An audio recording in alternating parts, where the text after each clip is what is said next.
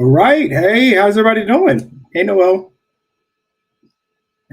Noelle, I think you're still on mute. We still get stuck in this tech age and we kind of get, Oh, goodness. there you Hi, go. Carlos. How are you? I'm doing well. I'm not going to blame it on you. I know like you worked probably like the last 2 days straight and it's Yeah, probably, enough time to come home and grab a shower and be ready for this wonderful show tonight. I'm excited. I am very, very excited. We have some special guests who are no strangers to Norfolk Public Schools, and we're going to definitely look forward to hearing their perspectives on, just this learning environment that we're in. All of them started in some form or fashion as a teacher, and now they're leading as administrators in our schools. But we definitely have some things that we want to share with you all today. And kind of go over that kind of some public service announcements to remind you about things that are going on within our district and that we want to make sure that you're taking advantage, particularly when it comes to our kids. So go ahead and take that out of there. Take that out for a second. Let me bring that back in. Sometimes.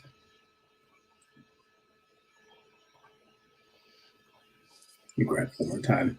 All right, so we're going to talk about a lot of things that have been going on. Of course, the build NPS 2030, which is a plan about rebuilding schools in Norfolk Public Schools. And there is a survey. We're looking forward to community input, particularly from our parents, our stakeholders, about that plan. And you can actually go online to the website and we'll be dropping that into the comment section. You can find out everything about what the consultants have done in regard to some proposals about school realignment, some school closures, all of those things that are there. And so we definitely want to make sure that you, as our stakeholders in the community, are really a part of that. When you say so, Noelle?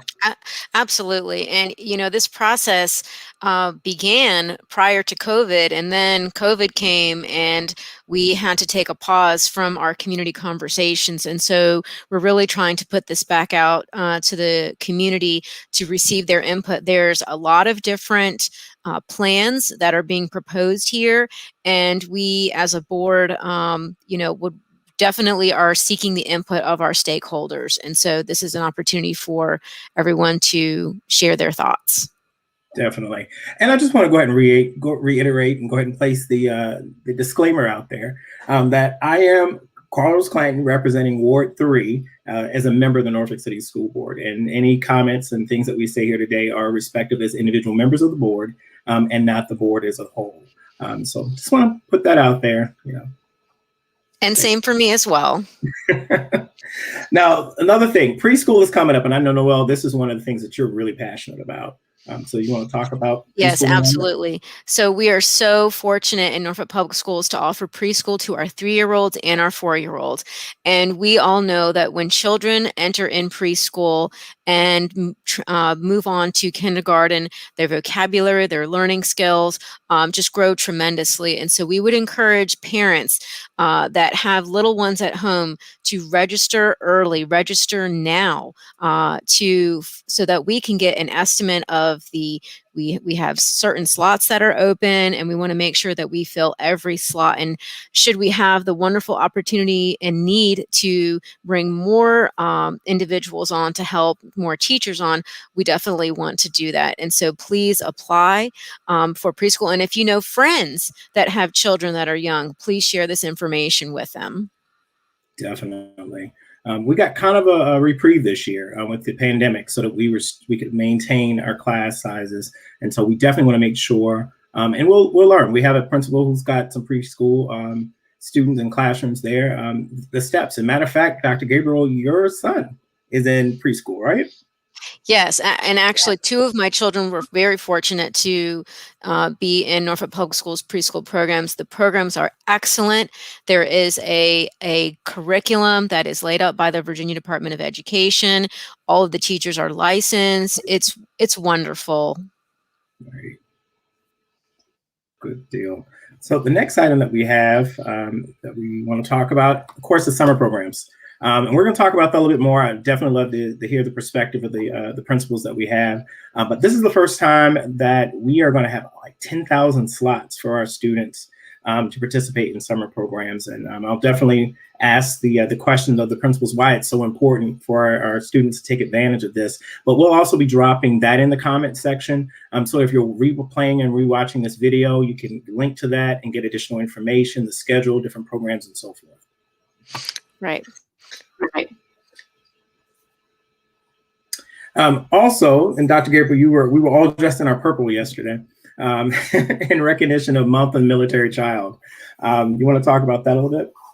Absolutely. You know, one of the things that I can definitely recall from our school visits is when we got to visit Tarleton Elementary School and we heard the children's choir sing. And what they had done at Tarleton was they did a buddy program for any new student coming into the school. So that way that child who was the child of military family members would be welcomed, and they would have somebody to sit with at lunch. They didn't have to worry about making new friends. And so at Norfolk Public Schools, because we know how strong and prevalent our service members are, whether that's Coast Guard, Army, Navy, Air Force, they are in our school system, and the children bring a wealth of experience to us, whether they're from around the country or even around the world.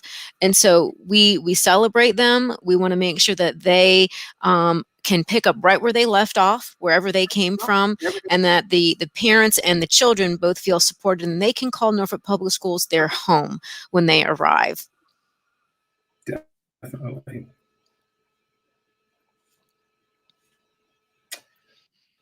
So this is also Public School Volunteer Appreciation Week. And so we just want to say thank you to all of those who serve as volunteers. I know it's been a different space because a lot of our volunteers haven't necessarily been able to be in the classrooms, but there are folks who are still doing things to show appreciation and to support our teachers and our schools. And so we just want to say thank you. If you haven't heard it from, I know you have, the district's been putting it all out there, but definitely thank you to everyone. And if you want to consider being a volunteer or supporting, definitely contact your school, contact the district. But the best way is always definitely contacting the school and seeing how you can match up with what you're trying to do and how you can support the educational learning that's taking place in the schools. And Dr. Gabriel, I'm going to kick this one off to you because something happened this week, which was very, very important. Yes. So now the Pfizer vaccine is open to teenagers 16 and older. And I would highly encourage, if you have a teenager at home, to get them registered and signed up to receive this vaccine. It's definitely going to be very important that they not only get their first vaccine, but their second vaccine. And again, the way that our country is going to minimize the horrible effects of the disease of COVID-19 is if more and more individuals get vaccinated. And, you know, we all know that our young students, they're coming into school right now. And so the more that we can get individuals vaccinated, it will definitely help with decreasing the spread, number one, but also decreasing the effects of the virus. And so I would encourage everyone to either speak with your doctor about this or go onto the website, as Carlos has shared. And then as you see here, we have no appointments necessary at Military Circle Mall. I have to give kudos to our city officials and to our public health department and all the volunteers that are EVMS that are and Centera that are working together to make this happen. Monday through Sunday, it's an extremely efficient process. Literally, you go in, you register, you go through a very standard questionnaire to make sure that you can still receive the vaccine. And then there's a little bit of a period where they want to observe you, depending on how you answer that questionnaire. And then you're done. You can go about your day. So again, take a look at that website. Sign your children up, and we look forward to vaccinating as many individuals as possible. All right, thank you. Well, that's our public service announcements for everybody there. We definitely want you to take heed to that information. As we said, we'll drop the links throughout this conversation so that you can go to the information directly. But we are so excited. And Dr. Gabriel, would you like to introduce our guest? I would love to. I'm incredibly grateful to the three wonderful principals that we have with us this evening. I'm going to start with Principal Eric Goodman. He is the principal of Richard Bowling Elementary School, and he is going to share with us so many wonderful things that happen in early childhood. And then following with him, we have Dr. Doyle, and he is the middle school principal for Blair, proud home of the Clippers. He has done some amazing thing and recently won 2 incredible awards. So we have to celebrate all of his accolades. So once the children get such a wonderful educational experience from elementary school, and then they go on to middle school and they're doing great things, then they go to high school, where we're going to have Principal Thomas Smeagol, who is the principal at Granby High School.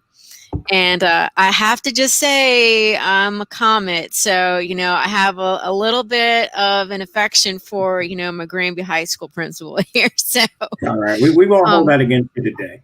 Yeah. We're very grateful for your time tonight. Thank you very much. Definitely. And I just want to, as a reminder to everybody, we want to welcome all of our principals as a part of this roundtable. We thank you for participating in this conversation. And as we amplify our engagement using this platform to really touch base with our parents, our community, and allowing them to answer questions. Folks are already in the comment section, adding some things. And so I will periodically highlight some of those things. David, I'll let this go up there. Go comments. Okay. But of course, I love all of Norfolk Public Schools. But I would have to say, it looks like, Mr. Smeagol, you're still in the office, aren't you? I am. I'm still here. We actually had tours tonight for our first-time ninth graders who have not been in the building at all. And we've done it the last 3 nights. We've had over 100 of our first-time ninth graders come through. Just to see, because Granby, as you know, Dr. Gabriel, is a very confusing building with its room numbering. So we wanted them to get a head start when they come back to school next week. Mm-hmm. Great. I'm glad to hear that. That was actually one of the kind of semi-concerns I had as a board member, especially for middle and high school, for those students who were like stepping into a building for the very first time, like they've never been there before. So it's good to hear that. So I know that Dr. Gabriel, I'm going to kind of let her take the lead on this one. She's got some great questions for you all, and I'll kind of chime in. Wonderful. Thank you. So can you explain what a principal does? Who will be the first to share? I think the elementary principal should start. That's exciting. So, and thank you again for the invitation. Of course, Eric Goodman, like they said, principal at Richard Bowling, proud principal at Richard Bowling Elementary School, home of the Hornet. And so when you look at the principal job, I think from when we were in school to now, I'm not that old, but so now it's evolved. It used to be a managerial type position where you were just managing a lot of people, I think a lot of things from day to day. And you did not, I remember in elementary school and middle school, you would vaguely see your principals. But today we have evolved into a whole nother realm. We're not the disciplinarians, hard, stiff disciplinarians that you see, that you've, known about, from when you were in school. But from day to day, one of our main jobs is to interact with children, I think, on a daily basis. Each principal that you have up here, I think there's 3 coolest principals in Norfolk. You see us interacting with our boys and girls each and every day, and we're like local celebrities. And that's when you're engrossing yourself in what your students are doing each and every day. You get a pulse on what's going on in your building. And so that's one of our chief goals. One of our chief goals is to make sure we're interacting with our children each and every day and making sure that we're supporting all of our staff members in our building to make sure that they provide the very best education for each and every one of our scholars. Thank you. Does that mean I'm next, Doyle? Dr. Gabriel? Mm-hmm. Yes. I guess So, and it's those relationships, I think, is really the first and foremost. And Mr. Goodman was even saying, there are times where, I'm meeting kids for the first time from his school, and I'm taking selfies to build those relationships and sending to him, and he's replying right back so these kids can see that connection. And the same thing with Mr. Smeagol. We're always, oh, I understand this family, and so that collaboration amongst all of us, it's unique, and we share kids, and and I think Mr. Goodman touched on a lot of it, being visible. I've always viewed education, you're either teacher or you're support. So we are all in that support role. We do everything we can to support our teachers, whether you are answering the phones, whether you're serving food. And I've done all those things. There's times where I'm washing down, desks and tables. So really my role is it evolves. It goes by the day. Really, we have so many hats, and I love it. I really love doing all of those things and taking things away from our teachers so that they can be their best versions of them and meet the needs of our kids. I'm blessed to have probably the best teachers in Norfolk. I'm just sorry, everybody, but mine. We all have the best teachers in Norfolk. Best middle school. Well, for sake of argument, so we're not yelling all evening. But and they do such a great job every day. And so I'm constantly looking, what can I do to help out? How can we help this out? And listening to our stakeholders and providing, those tours. Tommy, I wish I would have done that. It sounds like such a great idea to provide those tours. We did Facebook Live events where we would ask tours and stuff like that, but it's just incredible, the wealth of knowledge you have here today. And I'll let you know when I actually figure out what my true role is. I'll get back to you. But I wouldn't trade it for the world. I'm the perfect middle school principal. Well, and I want to say, Eric Goodman said it all. I mean, everything that he said he answered the question. But I want to add to it because particularly since last March, we are like the superstar troubleshooting everything you can say. We've done so much because, principals have been in the buildings since the pandemic started. Other than the first 2 weeks, we've been living in our buildings, running the show without teachers. We didn't have custodians for sometimes, just making things work. And so we've learned how to become these ultra troubleshooting people, handling. We've always done that, but we're doing it even more now. So I just wanted to add that in as part of the role. And I'll just give you an example. We had a power surge yesterday here at Granby, and part of our phone system went out. So we can't receive incoming calls, which, hey, we're coming back to school next week, right? So the solution was we have a forwarding one cell phone right now until the phone company can fix it. And it's actually a flip phone. So my secretaries today were trading the phone off, but you know what? Throw it at me. We could do anything right now, so I'm ready. Let's do this. Absolutely. We have episodes like that in the hospital where we have downtime and all the computers shut down and we have to go to pen and paper. And some of the newer residents, they don't know how to operate with just a pen and paper. And I'm like, we're not etching things on, stone here. We're just doing pen and paper. So yes, we're definitely built strong. I think that's great. What can you tell us about how COVID-19 has impacted education from your perspective? So, to be transparent and really honest, I think the biggest impact that I've seen is student engagement. And I'm going to tell you, going back to our outstanding teachers, they have just worked tirelessly to try to keep students engaged and learning. And look, we all know, I watched school board meetings, we've seen there's going to be learning loss. We know that, but our teachers have been working so hard to really reduce the impact that pandemic has been having on our students and their learning.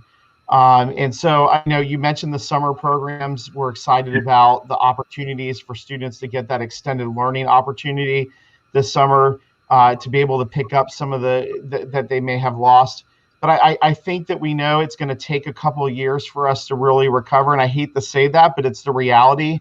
But we're all working so hard to do this. And I think everybody knows that it's going to be tough work over the next few years to really help get our students back to where they need to be if they've fallen behind. But I'll tell you too, we've had a lot of students that have really done great through this. And I think it's because we've all been working together as a team, from parents to our administrators. Our students have stepped it up a lot as well. And so I think that team effort has really helped with this. Yeah. We'll go down this way, right, Goodman? You're waiting on me. I'm waiting on you this turn. Your turn. You know, I really, flexibility, patience, everything our teachers are really good at. So again, we've been able to shine and you know, look at some of those things. We've been able to go back. I love the fact that we're able to go to the social emotional learning side of education. We have really, you know, we've taken away the things that don't necessarily have a significant impact and really focus on what's important. You know, last year when at Blair, we focused in on student relationships, and this year we've been all about family relationships. How do we take that from inside the building and reach out? And it's been a terrific opportunity. You know, the leaders at Blair, we really wanted to make sure, regardless of the platform that we don't control, and whether we're hybrid, remote, we didn't know what to do with our instructional platform. So, but we knew that when we do return to the building, that those relationships, so that we connect with those families, are going to have that return on investment. And that's kind of what we talk about at Blair a lot. But it's really one of those things that really, it allowed our teachers to kind of take a deep breath at a time. Now, you know, let's talk about when we school closure. You know, we realized we flooded the system, way too much information out there, right? But when we actually took a step back and said, well, hey, what do our kids need? What do our parents need? What do our teachers need? We had every single one of our teachers throughout this whole division. I mean, we hear success stories all the time about teachers stepping up and doing what needs to be done. That starts with our leadership at the top, you know, and it goes all the way, and it goes all the way down to our kids. And I couldn't be more proud of what I've seen, you know, being an employee of Norfolk Public Schools during this whole school closures, doing with the hybrid, the shifts. And I do commend you all. I mean, we did a great job with the leadership and ensuring that we knew what was going on. So we can have a little bit of a plan, even if it was just a week. Hey, that was fine. That's all we need in education to get through. And I, with my colleagues, I'll just, like I said, ditto to what they're saying. And especially on the elementary school level, you know, we were the first level to transition back. So we've been back in school for a few weeks now. And I can tell you, you know, there was not a staff member in Richard Boland, a member of our family, that was not working tirelessly throughout this entire process. I mean, just as a couple of examples, we always have a focus on early literacy and reading. And so we had a lot of our teachers signing up to read from the sidewalk to some of our boys and girls in the building, or to the drop off and pick up of materials and supplies to make sure that our boys and girls had hands-on science experiments or hands-on literacy experiments. I know at Richard Boland, the hardworking staff there, they secured over $100,000 in Donors Choose grants, information for books and materials and supplies, because they wanted our boys and girls and our scholars to have the very best. And so there were no excuses to learning. And so just like Dr. Doyle and Mr. Smeaker was saying, the teachers have stepped up with building the relationships and answering those individual learning needs of our boys and girls and our family members more than anything. And so I think this has taught us is that we are resilient and we are innovative, and educators are the best profession in the world, you know, and we step up and we do what's in the best interest of boys and girls, no matter what's thrown at us. And so it has been actually echoed all throughout the district, and from the top of the leadership to everybody at the building level. And it has just shown us that we make sure that our boys and girls have the best no matter what. Definitely. And I'll chime in from that respect, because I mean, we went literally from a year ago, I mean, maybe a month shy, where in some cases you all were putting packets together. Paper packets. We were trying to figure out how do we maintain, you know, the students were getting fed. It was just a whole lot of different things. You all thought you were going away for spring break, and then it was like, no, you're done for the rest of the year. It was a shock to everybody. And I have to commend you all being the representatives here of your colleagues at our building principals, because you all have had to be in those buildings, and you've had to navigate a lot of different things as we had to figure out the policy and some of the other things that were going on there. But also, it also showed us in a district level some of the inequities that we have regarding technology and devices. But I think that we're in a better position than where we were. And now students have that opportunity. So would you agree? Do you think that students have those devices, they have internet connectivity, that it's helping us move, that there are some silver linings out of this, I guess you could say, out of this pandemic? Yeah, I would have to agree. I don't have much to add outside of agree. I mean, we got devices into our kids' hands. We had MiFis. I mean, we have, I mean, and it was in such I mean, they had what they needed, and thank you for that. Yeah, and I think it also, we were one division when this happened, because not every school had all the Chromebooks or computers right when this happened. And all those companies got hit really hard with orders from all across the world, and so trying to meet the demand. So if a school had 50 extra Chromebooks and another school needed it to give it to our students who didn't have that, principals and staff members were driving them over to those schools. And we didn't look at it as though we're giving up our computers from our school. It was that we're trying to help all of our kids do this. I know I had a box of MiFis that weren't, being checked out, and we delivered them to an elementary school that needed them because they had a high demand. And so, it was a one division team effort in the beginning. And now, of course, everybody has the option of a one-to-one device in Norfolk. I mean, if a kid needs a computer for learning, whether they're coming back next week at the high school level, there's a computer available for them to be able to have that. And Carlos, Mr. Clanton, you did call me Carlos. This is Carlos and Noelle. I'll tell you too, that one positive of the pandemic is we've learned some innovative ways to do different things as well. And I think it's helped our teachers even to learn about more technology, to create more interactions in the classroom. A lot of new technologies came out, in this process. And look, even Zoom, for example, we have parents who sometimes can't make it up to the school for parent-teacher conferences. We plan on keeping our parent-teacher conferences through Zoom, so that we don't always have to inconvenience, everybody to come up at a certain time. We can arrange those. So I think we're going to also be a lot stronger at the end of the day when this is all over and we're back, because we've learned so many lessons from this. Mm-hmm. Definitely. Mm-hmm. And I know one lesson parents hopefully learn from this: make sure your information is updated at your school, because we do a lot of contacting through email and other things. So if there's any parents out there, make sure you call your school tomorrow, and make sure your phone numbers and email addresses are updated. And if they change, make sure you let us know that. That's my my little public. Yes, absolutely. That's great. Yes. That's great. Well, I know that this weekend we have Maury High School going to Maury High School and Lake Taylor High School actually going to the state football. Is it state or regional? They're doing some really big championship. But Dr. Doyle, you recently won 2 very prestigious awards. Would you share with everyone what the awards were that you won? And then for the other principals, what are some highlights of some student achievement activities, whether it's the arts or the athletics, that you would like to highlight to our guests who are watching today? Yeah, and thank you. The VDOE climate and culture, I think that's probably that hits who I am, I feel, as an administrator. Because that's really where my focus goes and my energy goes, and that's where my brain never stops.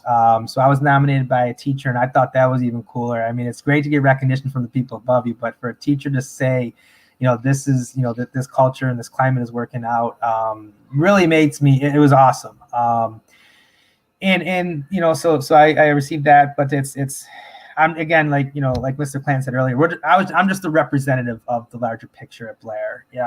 It is the people every day that come to work that don't make excuses. I just represented all of them for that. And then the other one was the Association of Teacher Educators for Virginia, where it's a partnership, and every year one partnership it wins the award. You have to be nominated and go through a process. And I work with Old Dominion, with the Monarch Teach, the teacher in residency program, which really, Old Dominion focuses on trying to recruit teachers of color to support us in the building. So it's been very much aligned with what we're trying to do with Norfolk Public Schools and recruiting and retaining the best teachers. So, I'm able to see them folks first, which really makes me happy that I get, and it was great. And we also, our teachers, Miss Dean, we have a tremendous Miss Dean and Mr. Goodhope, two of the best CTE teachers. They actually just won the Lego competition from the shipyard. It started as a pilot in Norfolk, and it started as a pilot with Blair Middle School hosting it 15 years ago. And we were so proud that they won $1,500 cash money from that award. And they had to do an 800-word essay. They had to do a PowerPoint, and then they had to actually, create. And so I couldn't be any more proud of those students and Ms. Dean and Mr. Goodhope for that. Even though you didn't ask me to bring up some teacher or some student accolades, I have that's in my brain right now. And I we have so much going on. And thank you for allowing me to speak on that. Right. So I'll go a little bit.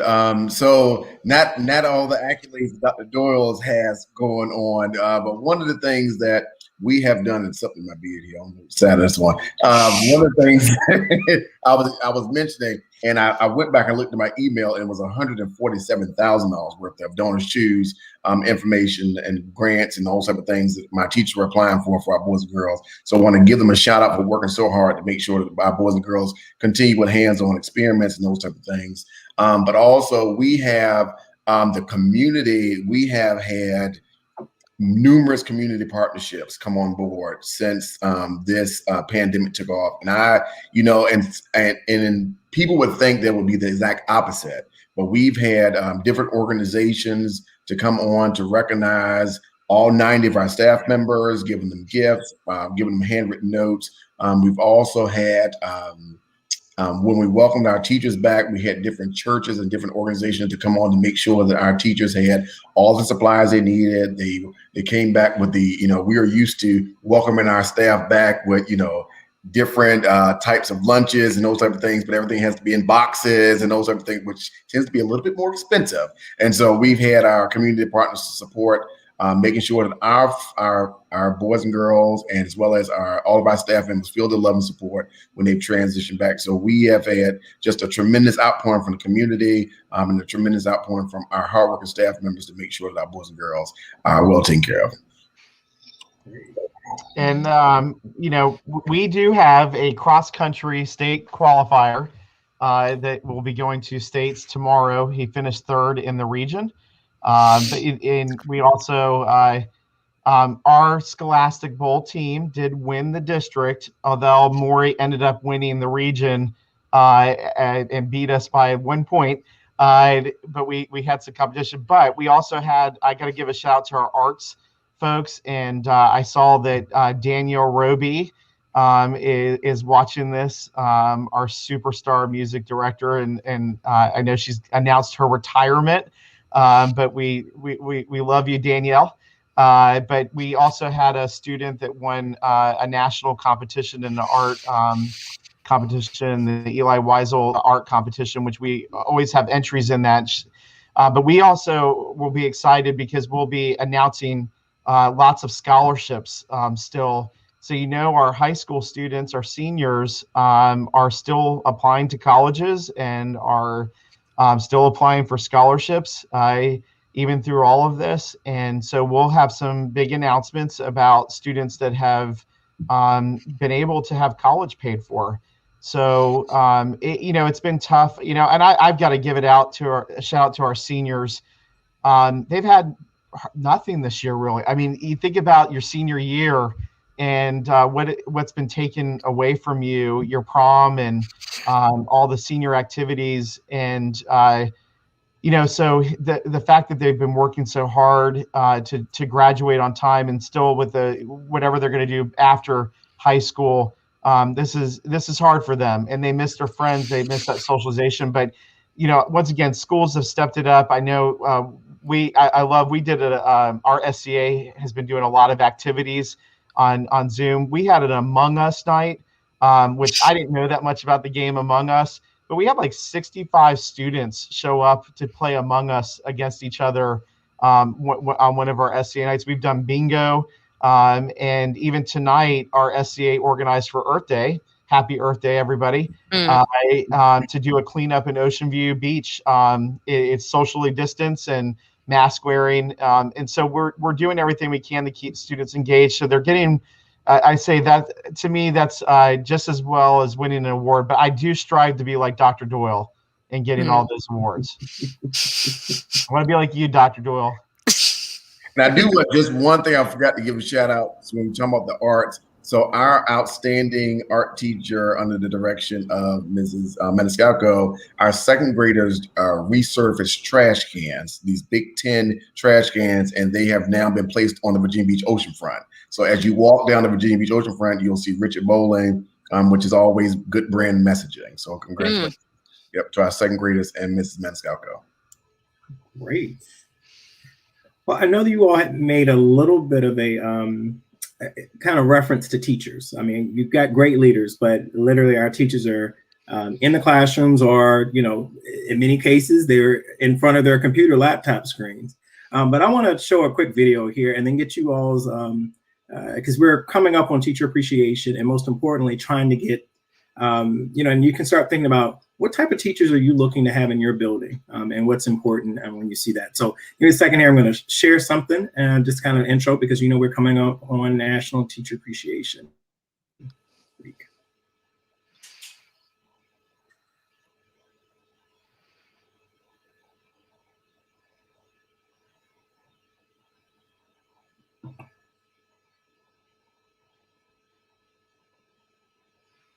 The future depends on teachers. Every day, teachers are shaping our tomorrows, starting their students on journeys that will change the course of history.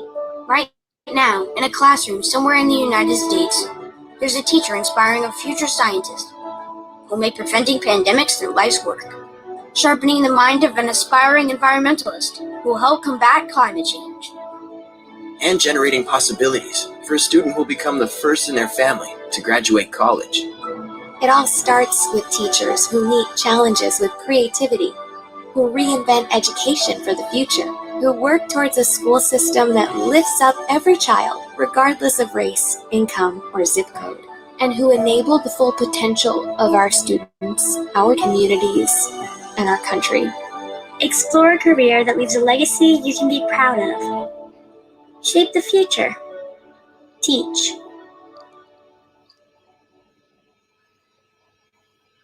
So National Teacher Appreciation Week is coming up. And I guess the general question I would like to put out there is, why did you all choose the profession of teaching?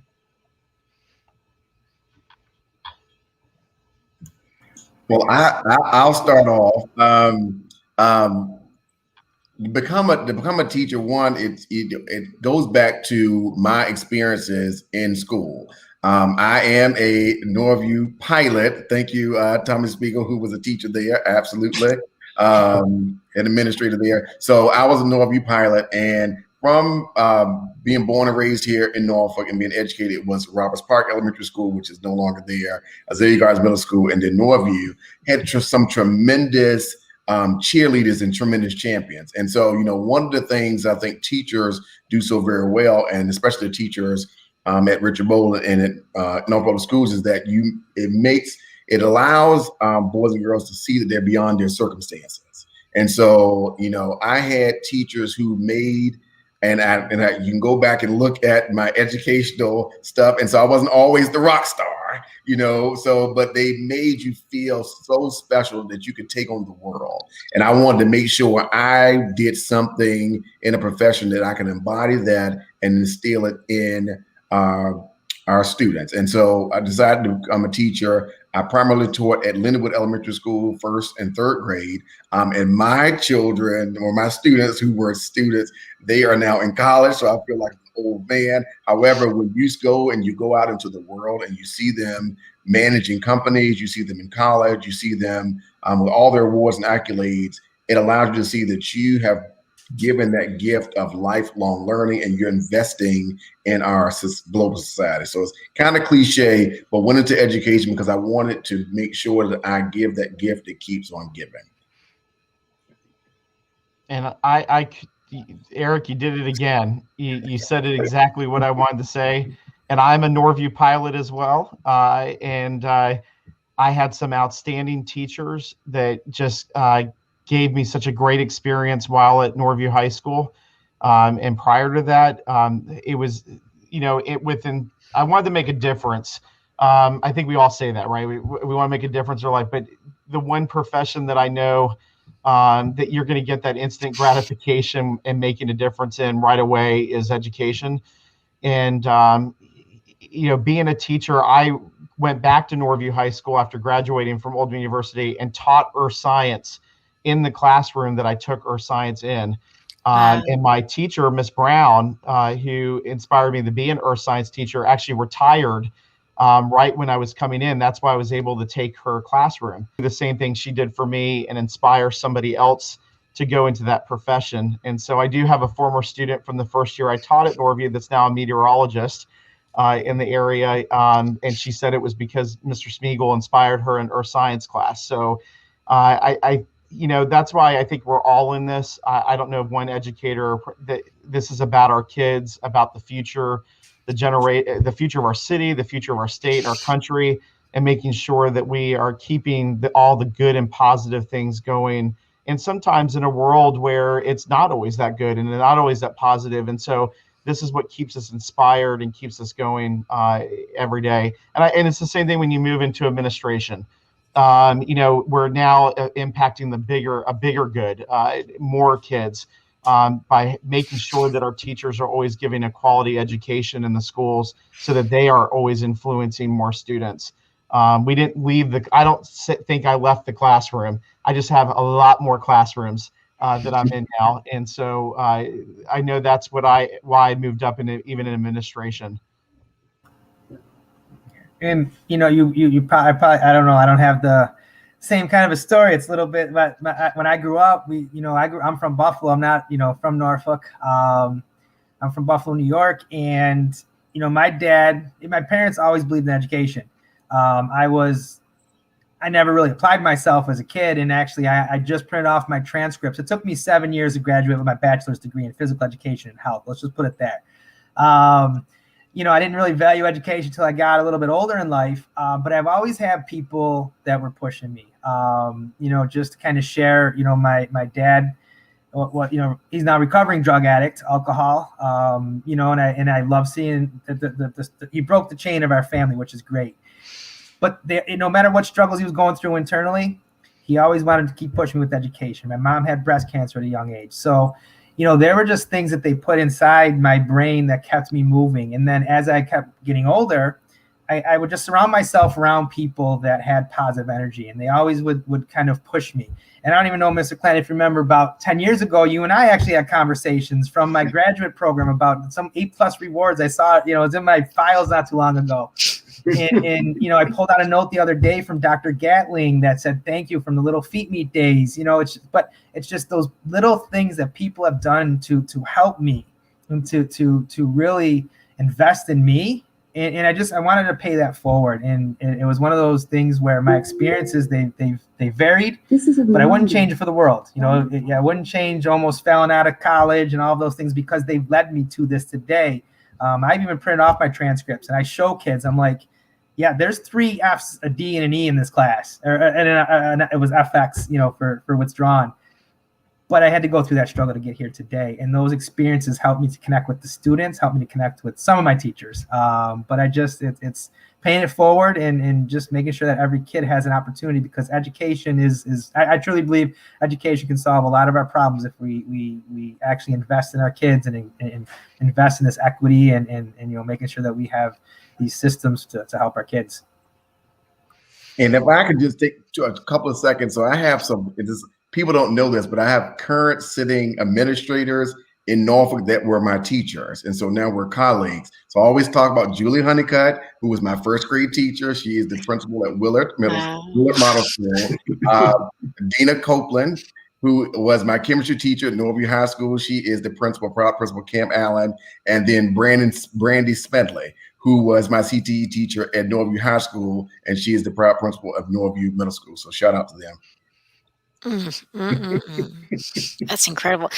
Well, hey, Principal Goodman, I went to Azalea too. So I didn't realize that we had that common bond.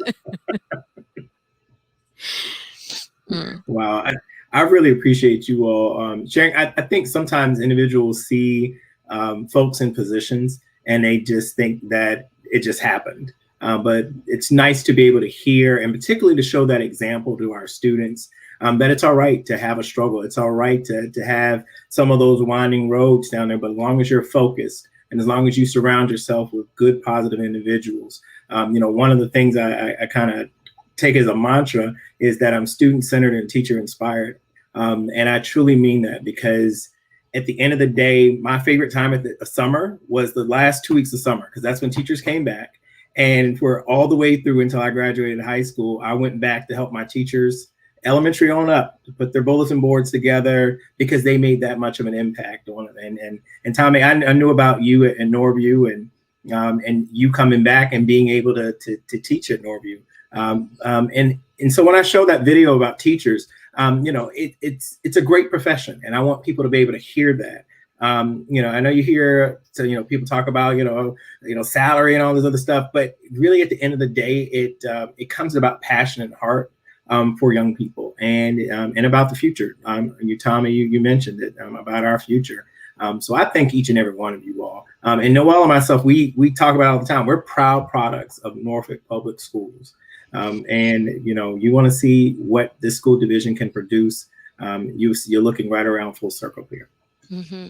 Absolutely. Well, we definitely did not go in the profession for the money. However, I do want to thank the school board for thinking ahead of our teachers and the raises that you have put in your budget for this year, and Dr. Birdsong's leadership on making sure that our teachers first are taken care of, because they have been working so hard through this. So thank you for that. And then I also have to thank you too for delaying even the decision for returning students. While other school districts, I understand it's sensitive with some parents in getting kids in, but it gave us time to think it through and make sure that it was done right.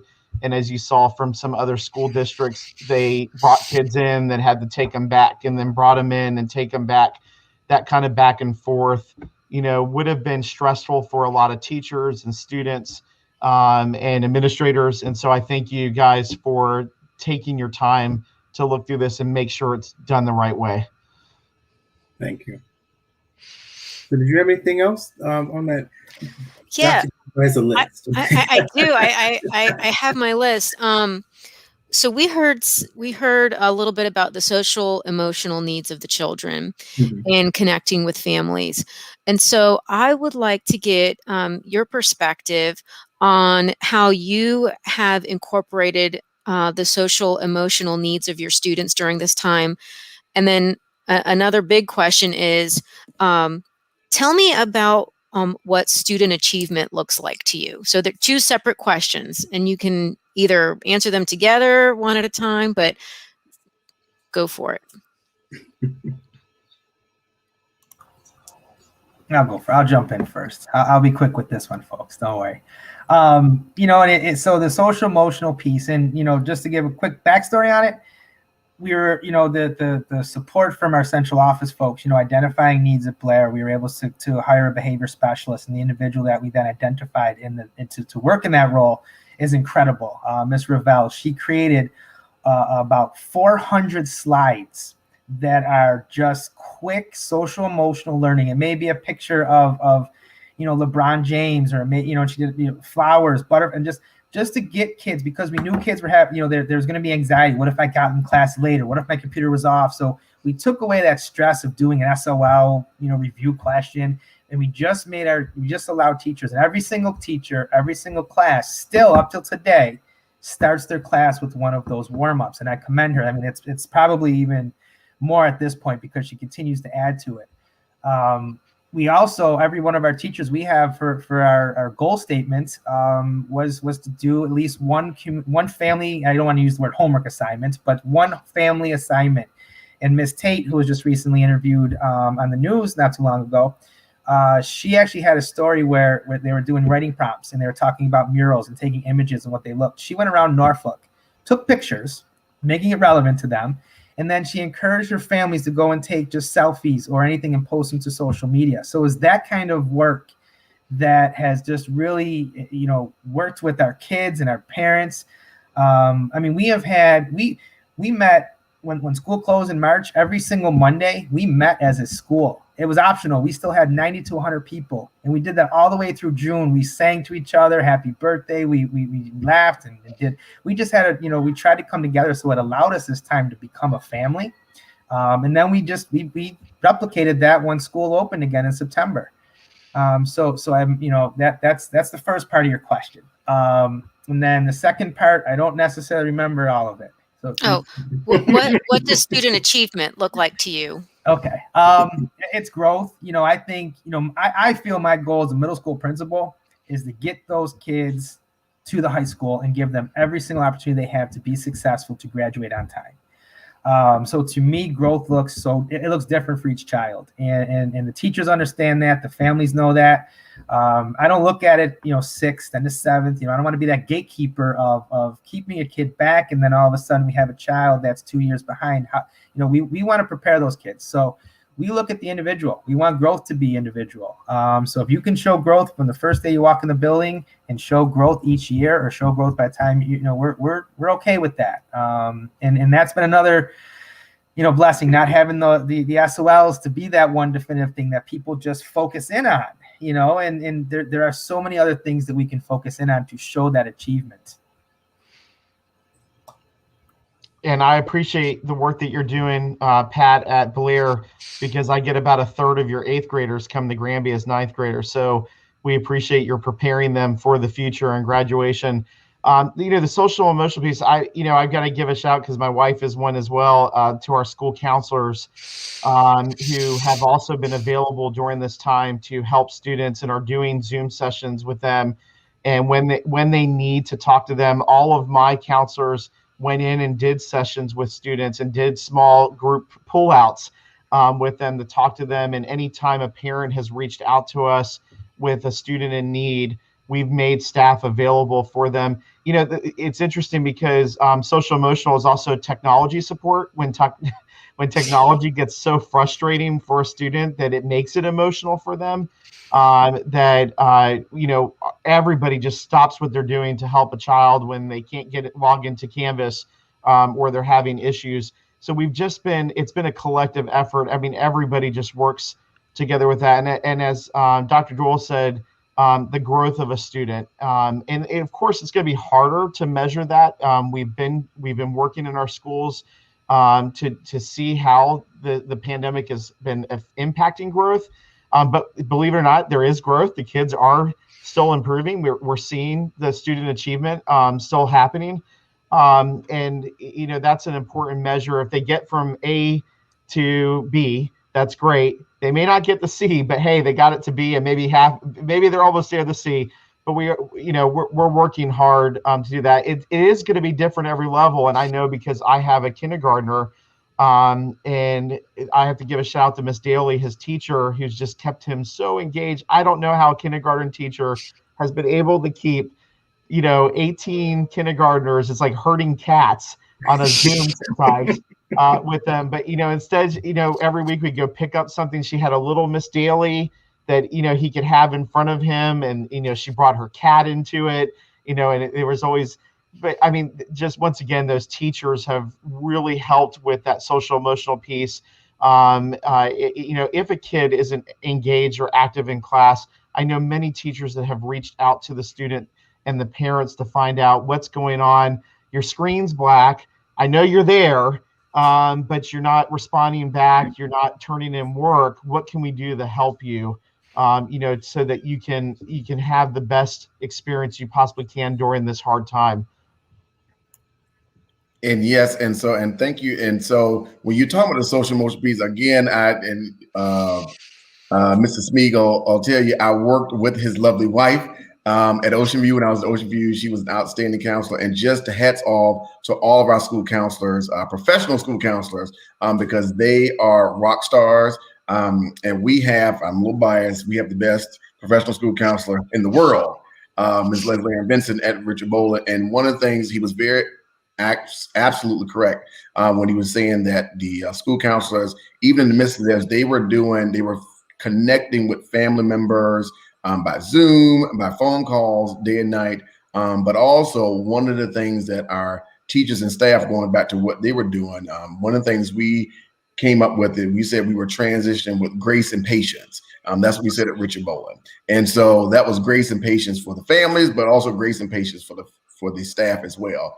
And I can tell you the staff members, and this is from the testaments of all employees of Norfolk schools, but just the way they reached out and tapped in during this time, and still are continuing to do so with those scholars that are having trouble not coming to school.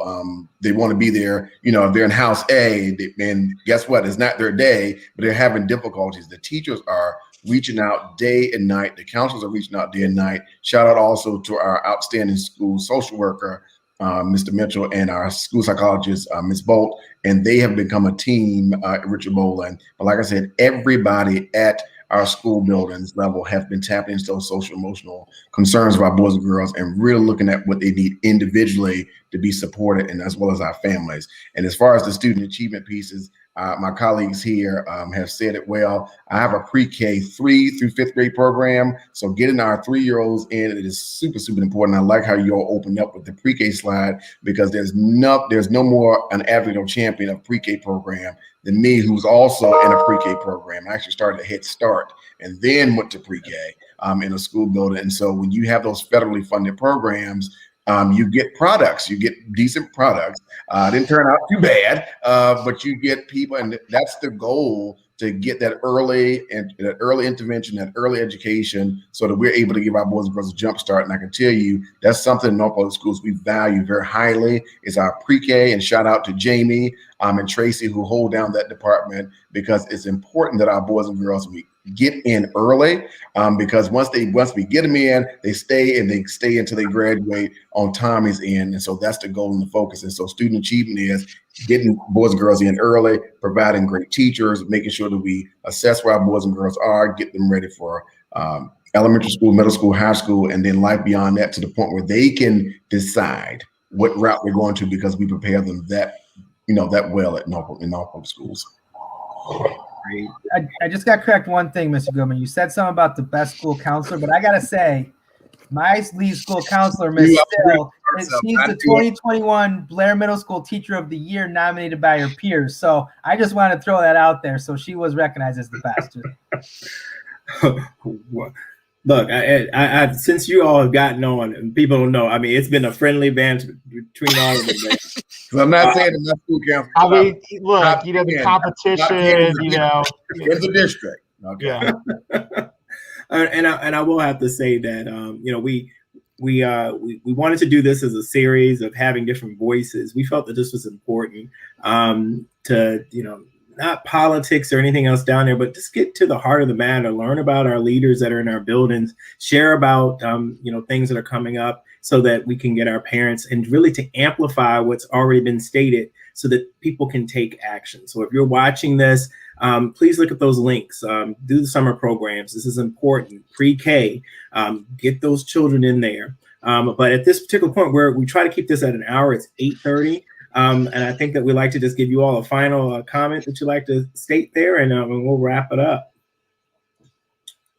Well, I'll go ahead and end it up. And thank you all so much again for hosting this. This has been a wonderful time, wonderful opportunity segment to highlight some of the great things we're doing in Norfolk schools and in our individual schools in every single level. And I know we want to get around, but we've run out of time talking about the great job that Dr. Birdsong and the administration has done to make sure the summer programs that we have this summer are free. So please make sure you go on. If you hear this, we have wonderful programs. Every single school will have an enrichment program as well as a basic skills program. We have Camp Einstein. All these programs, the school board and the school administrations have made sure that we provide these programs free of charge for our scholars this summer. So we have no excuses. We've said, Richard Bowling with the nest, no excuses start today when we're talking about making sure that our boys and girls are well equipped and well engaged. And these programs are happening in person.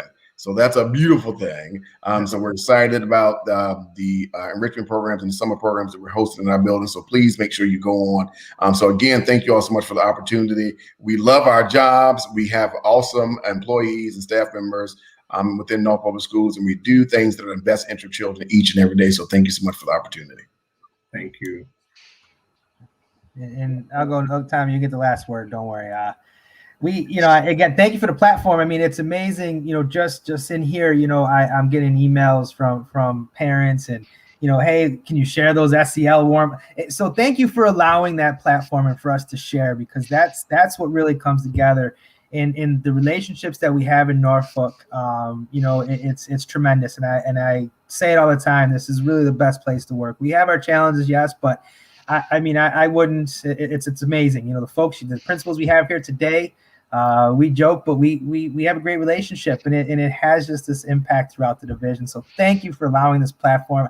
A lot less stressful than I thought. So thank you for that. And again, everything that Mr. Good, well, the soon to be Dr. Goodman. I want to be the first to put that on record. The soon to be Dr. Goodman. Go ahead. And I appreciate the opportunity to come on tonight to just have this casual conversation in a sense about what's going on. Everybody's just working so hard. Once again, I want to thank Dr. Birdsong, who has come to Granby 3 times, just to check up on me as a new principal of the high school. How are things going? School board members that have visited, as well. I know you guys are getting around to schools, and Lauren Campson visited Granby just to see how things are going. My executive director has been, outstanding in support as we go through this. I just like everybody to know how hard we're working. I know that there's some people who are not in the education world. I've been doing this for 21 years, and this is probably the hardest year I've ever worked. And there are some people who think that, principals and teachers were just sitting around for a year with their feet up on the desk doing nothing. And as you heard tonight, that's not the case. And I know our parents and our students know how hard everybody's working. So my big plug tonight is that Teacher Appreciation Week is coming up. And, because schools haven't been open, we haven't been able to fundraise as much as we normally would to be able to go buy, things for our teachers. And so it's not going to be as, sometimes we do luncheons for our teachers and we do box lunches. So if anybody who's out there, whether you're a business owner or if you're a parent, during that week of teacher appreciation, do something nice for our teachers in Norfolk. And make sure that they know that how they're loved and how much work they've done, because they've done a tremendous job. So don't worry about us principals and stuff. Look out for those teachers and the work they've done. So thank you for having us tonight. Great, thank you. And I see one of my Ward 3 principals, Dr. Tatum over there. She's giving a shout out to the principal family. We know how hard you all work and you support one another. Be on the lookout, Dr. Tatum. We're having you up here soon. Again, thank you all for taking the time out. Dr. Gabriel, did you have any final thoughts? just really appreciative for all the work that you do for the children, because I think one of you all said they are our future. They're the most important resource that we have in our city and in our country. They will go on to do great things, and thank you for supporting your teachers. I agree as well. If you are not a teacher, you exist to support the teacher. And that is so evident in what you have shared with us today. Thank you so much for sticking with Norfolk Public Schools during this difficult year. We really appreciate everything that you all have done. And to your colleagues, I'm so excited that this is going to be a series, because I can't wait to have more conversations with other leaders, teachers. We're just going to keep it going. Definitely. Again, we thank you all for taking out on a Thursday evening. Be sure to look in the comment sections to find the links. Summer program, pre-K, the Rebuild NPS 2030 plan. We want to hear your voices. We want to see your action and input. It helps to make us better as a school division, and we thank you all for everything that you're doing. And on behalf of myself and Dr. Gabriel, thank you all, and have a great Thursday night.